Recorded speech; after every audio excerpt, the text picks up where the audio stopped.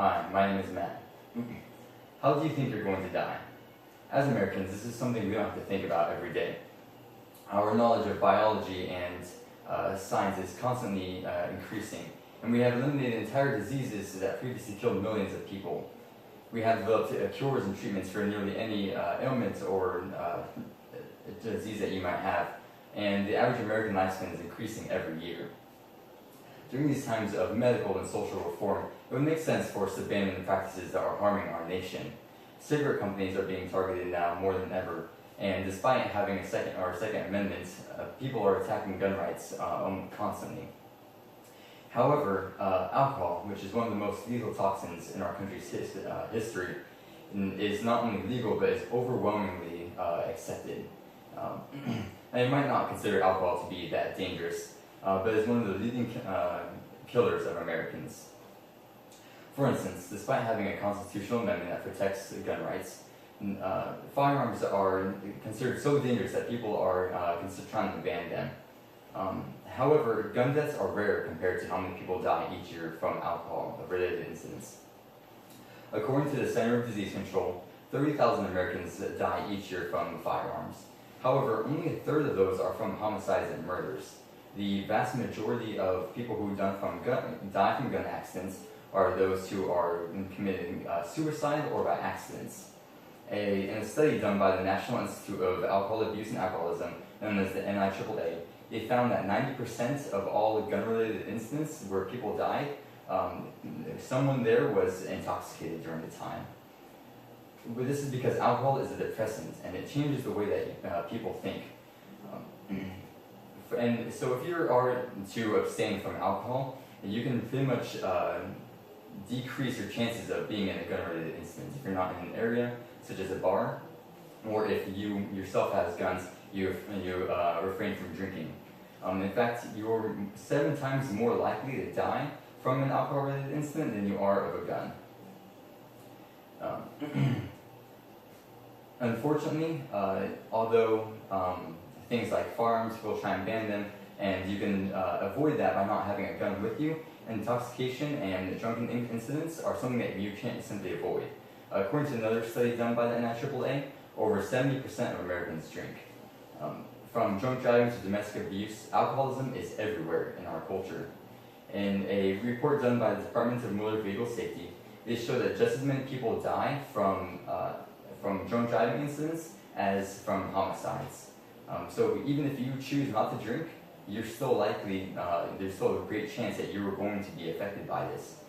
In the same study, it was found that 20% of all people killed in drunk driving incidences are people 14 and younger. So even kids who don't have a choice in the matter are still affected by it. Now, alcohol isn't the only thing that is a dangerous substance that's still legal. For instance, tobacco is very common. However, it's heavily scrutinized. Tobacco companies, each year there are new laws passed against them. And in places such as CVS and Walgreens no longer sell cigarettes. However, they still sell alcohol, even though people know that it's dangerous.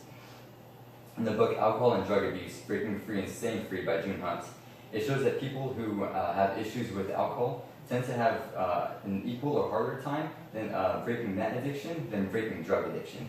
Part of the reason for this is because alcohol is so ingrained in our culture. It's acceptable. It's not something that most people will go and turn against you, even though people know it's dangerous. For instance, when I was going to university, it's very easy. You can go anywhere and find alcohol. It's almost like an expected lifestyle. Despite being on a college campus, you would think people would be more strict, but in a lot of cases, when they check for IDs, and people kind of turn a blind eye to that kind of thing because, again, it's an accepted part of our culture. And in those same places, you're not able to smoke anywhere because people are scared of secondhand smoke. Recently in California, they passed a law where you have to be at least 21 years or older in order to buy cigarettes, making it equal or worse in comparison to alcohol. People are really cracking down on the tobacco industry. And yet, even though throughout all of America smoking is no longer as acceptable as it once was, alcohol still remains something that's prominent. Bill Wilson, the founder of Alcoholics Anonymous, said in his book, Alcoholics Anonymous, that public opinion is the most difficult thing that alcoholics face. Because people think that in order to have a social environment, to have a good time, you have to have alcohol. And to go and say that you're an alcoholic or that you don't want to drink, people are treated like outcasts. Unfortunately, alcoholism is a disease, scientifically recognized disease, and yet people just don't treat it that way. A lot of people don't even know what counts as being an alcoholic. And the crazy thing is that the dangers of alcohol have been known for a long time. Next year is the 100th anniversary of the proposal of the 18th Amendment, known as the Prohibition of Alcohol. So 100 years ago, they were trying to get rid of it. The issues what happened last time is that as a country, we weren't in the mindset to ban it.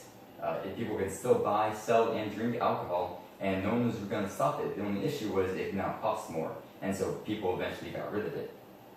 However, now we are finally in a position as a country where we can stop alcohol, where we can go and recognize it as being as dangerous as it is. The first thing that we need to do is to recognize that alcohol is a drug, that it's a toxin, that no matter how much you drink, it's going to harm your body. And alcohol will eventually kill you if it takes a few decades, or if it takes less than an hour, depending on how much you drink. Once we admit how dangerous alcohol, the next step is to go and stop drinking. Now, this seems like a very easy thing to do, like you're not really doing anything, but the impact of this is huge. By refusing to drink alcohol, especially in a public situation, people will ask you about, they'll question like, why aren't you participating? What's wrong with you? A lot of people will go and treat you like you are different.